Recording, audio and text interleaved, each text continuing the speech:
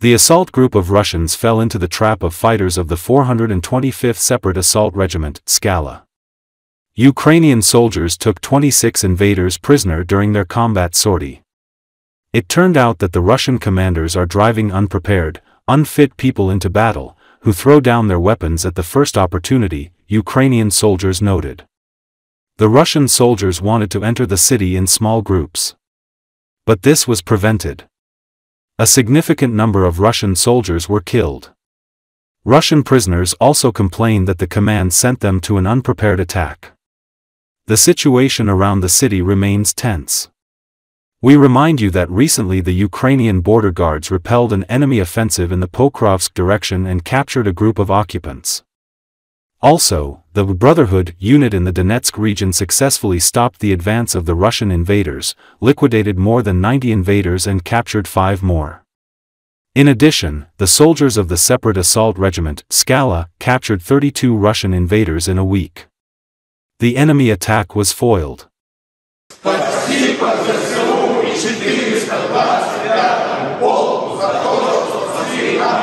Ваши солдаты. Мы сказали, что сдаемся. Кого нам какой? Он без рук, без ног. Я ходить кое-как могу.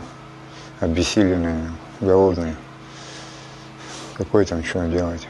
Да и смысл, когда к тебе такое отношение твоего командования, как к мясу конченому.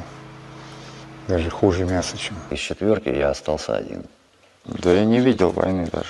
Я получал ранения и все, не доходил. Им спасибо за это, что они нас там не прихлопнули, а благополучно взяли в плен. Впечатление произвело, сколько трупов валяется, и это прям ужасного дела. Много потерь по дороге, мотоциклы, техника сгоревшая. Начали бомбить Баба-Яга, камикадзе, решили откатиться. Ну и в посадке нас приняли.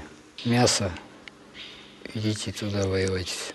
Когда вот уничтожили весь батальон, уже начали брать водителей, поваров. Ваши военнослужащие, получается, прокинули первую гранату. Вот, 2-200, один 300 отстреливаться начал. Потом, получается, вторая граната, и я, получается, из норы начал вылазить, и мне в ногу прилетело. И они подошли, у меня, кровотечение сильное было. Вот, и я вылез и сдался в плен. Хочу поблагодарить бойцам Скалу за то, что брали плен, не убили, нас покормили, напоили. Ukrainian Bayraktar TB2 drones have returned to strike missions against Russian invaders, TMZ reports. After a long hiatus, Bayraktar TB2 medium altitude, medium endurance drones reappeared in the skies as Ukrainian forces hit a Russian boat and troops on the Black Sea coast. While the drones continue to be used for reconnaissance, their strike operations were limited due to their vulnerability to Russian air defenses and electronic warfare. The naval forces destroyed another high-speed boat of the Russian Black Sea Fleet, which was trying to deliver a unit of airborne troops to the Tendrovskaya Spit. 7 occupiers were killed, 4 were wounded, the Ukrainian Navy reported. The most notable detail in the footage, both target and detection and engagement were carried out by a Turkish Bayraktar TB2 reconnaissance strike UAV, which most likely used Roketsan's MAML guided munitions. At the same time, it is worth recalling that Ukraine has recently developed its own guided aerial bombs, which can also be integrated with the TB2. Another important point is that this is the second video in recent weeks featuring strikes by Bayraktar TB2 drones, even though such footage has been rare in recent years. In August, the Defense Intelligence of Ukraine released a video of a TB2 strike against a Russian boat near temporarily occupied Zalizny port in Kherson region. At that time, officials specified that the target had been hit with a missile, the type of which we analyzed in a separate report. Of course, 2 videos alone do not indicate that Bayraktar TB2s are actively returning to the battlefield as strike assets rather than solely reconnaissance is noteworthy. This is particularly significant, given that Ukraine's defense forces appear to have systematically worked to make such missions possible by suppressing Russian air defense systems, interestingly, also through the use of unmanned technologies.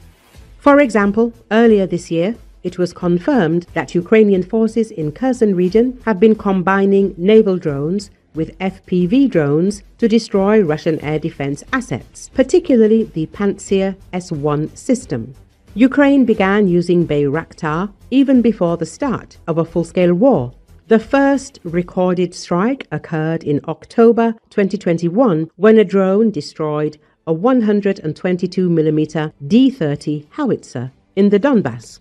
During the beginning of the large-scale invasion, TB2s actively stopped Russian mechanized columns and helped liberate Zminy Island in the Black Sea. Russia has begun to adapt to the TB2 threat, notes the Ukrainian publication United 24. Advanced electronic warfare and multi-layered air defense systems have made it increasingly difficult for large, slow drones to operate safely. Recent attacks on Russian air defense facilities in Crimea and Kherson have given TB2 a corridor for safe use in strike missions. Previously, Bayraktar operated exclusively in reconnaissance mode at a distance without risking to come close for a strike, since they would inevitably fall victim to air defense. Now, thanks to regular strikes by Ukrainian drones with Starlink on air defense and radars of the coast of the Kherson region and Crimea, TB2 has received a corridor for freer operation. The Russian telegram channel Military Informer reported, "The advantage of the TB2 is that in the event of a shootdown, the drone does not require a search and rescue operation for the crew, which allows it to be used in places where manned aircraft cannot operate." In addition, the production of drones has been established in Ukraine, which allows for the fleet to be quickly restored even after attacks on factories near Kiev.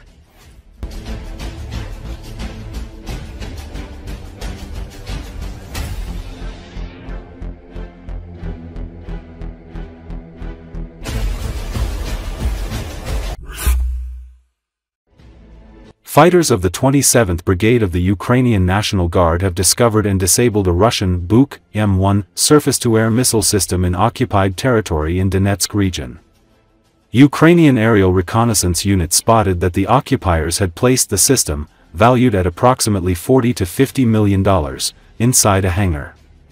A series of precise strikes caused an explosion inside the hangar.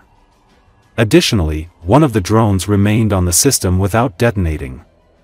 When the occupiers realized they were being targeted and attempted to retreat from the area along with the equipment, the drone on the Bucha exploded. The blast destroyed the air defense system and also killed the crew members.